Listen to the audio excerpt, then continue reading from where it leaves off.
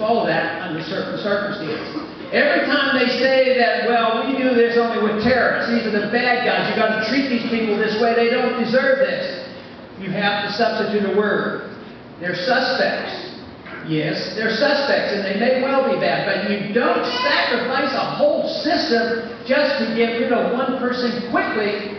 What are they afraid of? Why don't they just, if they're bad people? We have had already 300 and some individuals tried in civilian courts that have been charged with criminal acts that they call terrorism, and they've been convicted and put in prison. But all of a sudden now they want to institutionalize this. Along with this, we have become, in the other parts of the world, we have become a nation known as a nation of torture. This is not the image that I want to see for our country, and we don't need it. That's not the image of America. It's not the image of our Constitution. We need to reverse it.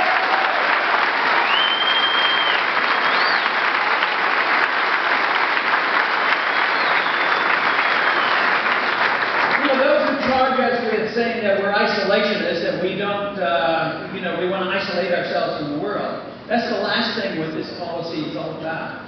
Matter of fact, it's a much better way of intermingling with the world. And that is that if you don't fight with people, you don't tell other people how to live and what to do. We have two choices that we give to other countries. We go to them and we say, well, we want you to do this. And they say, well, okay, what's in it for us? Oh, we'll give you money. And then they say, all right, we're going to somebody else. We want you to do this. What's in for us? Well, we don't want your money. We're not going to do it. Well, one group gets money, the other group gets bombed. Why don't we just give them friendship and trade?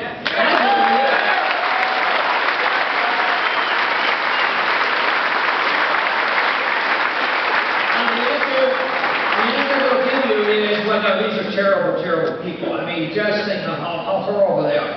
Yeah, but we dealt with the Chinese communists and the Soviet communists, and there was a time, that our own government worked with Saddam Hussein and Osama bin Laden, and all of a sudden it's reversed. That to me is the most annoying thing, how they can take American taxpayers' money and support these thugs, then turn around and make a world war out of trying to kill them.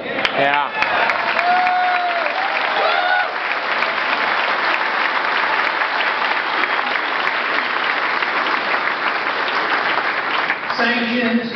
Sanctions are worth it. Look how long we've had sanctions on Cuba. It's time we were allowed to go visit Cuba. Yeah.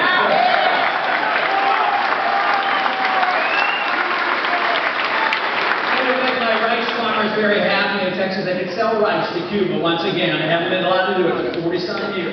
No, trade is much better. Just think of the results of what happened when we had to leave Vietnam and lose that war. We were fighting over there. I was told and sort of fell into the trap. I was in the service in the 60s thinking, oh yes, there's going to be the domino effect and the communists will take over the world if we don't stop them. Well, we did stop them, but they didn't take over the world. Guess who took over the world?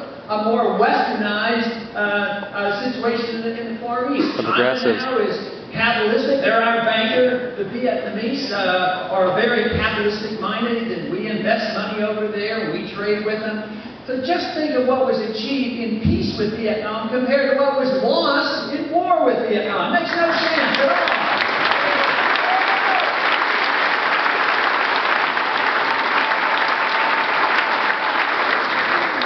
Korea was started when I was in high school, and we're still there, but it wasn't a war, it was a police action. But lots of people died, and a lot of money is wasted, and it's perpetuated, and it doesn't come up with good results. So there is room in this revolution that is occurring that we make it clear that when we have our say, we're going to have a different foreign policy and one that will protect America's liberties as well as our safety.